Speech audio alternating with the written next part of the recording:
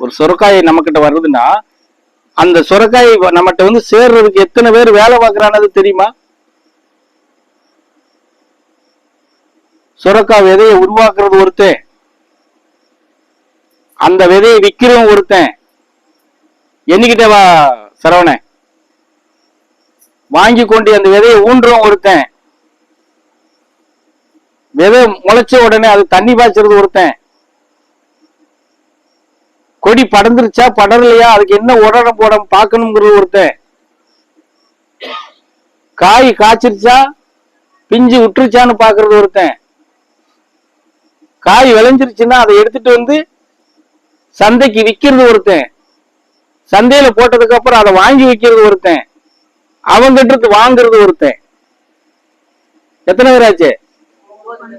10வது நபர் தான் நீ வச்சு சாப்பிடுற, குழம்பு வச்சு சாப்பிடுற. அப்ப எத்தனை பேர் உழைப்பு அதுல இருக்கு யோசிச்சு பாருங்களேன் கொஞ்சமாதும். 9 பேர் உழைப்புல நம்ம வாங்கிட்டு வந்து நம்ம காசு கொடுத்துதான் வாங்குறோம், இல்லைன்னு நான் சொல்லல. அதுக்காக அந்த உழைப்பை நம்ம வந்து சிறுமைப்படுத்திடலாமா? அதை உருவாக்கி கொண்டு வந்து இவ்வளவு சேர்க்கிறவனுடைய மனநிலை எவ்வளவு கஷ்டத்துல இருக்கும். நம்ம காசு கொடுத்து வாங்கிட்டாப்புல நம்ம என்ன பெரிய அந்த காய்க்கு எஜமானன் ஆயிட முடியுமா? இதெல்லாம் சிந்திக்கணும். நம்ம புரிஞ்சது நான் சொல்றது. ஒரு பருப்புன்னு எடுத்திருக்கோம், எத்தனை பேர் அந்த பருப்புக்குள்ள வருவான் தெரியுமா?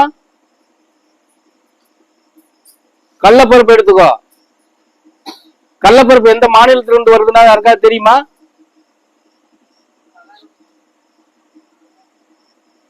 மகாராஷ்டிரா இருந்து கடலப்பருப்பு வருது, பாதி தான் வருது. 3 மாநிலத்திலிருந்து வருது கடலப்பருப்பு மத்திரம். நம்ம பூம்பருப்பு போடுறோம்ல, அந்த கடலப்பருப்பு மத்திரம். கிட்டத்தட்ட அந்த கடலப்பருப்பு வந்து நம்ம வாங்கி சாப்பிடுறதுக்குள்ள பாத்தீங்கன்னா 30 பேர் வருவான். 30 பேர் உழைப்புலதான் நம்ம கடலப்பருப்பு இங்க வாங்கி நம்ம சாப்பிடுறோம்.